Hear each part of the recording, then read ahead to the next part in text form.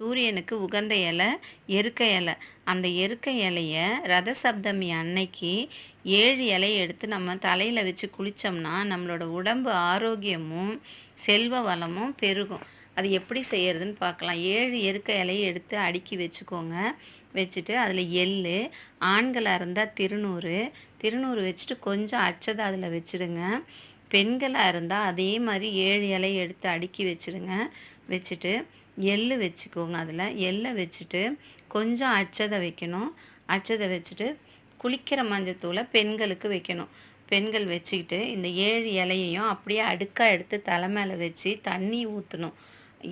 ரத சப்தமி அன்னைக்கு மட்டும்தான் அந்த சூரியனோட 7 கதிர்களும் அந்த இலை வழியாக நம்ம உடம்புல பாய்ந்து நம்ம உடம்புல இருக்கிற நோய்களையும் உடல் உபாதைகளையும் சரி பண்ணணுன்றது ஒரு ஐதீகம்.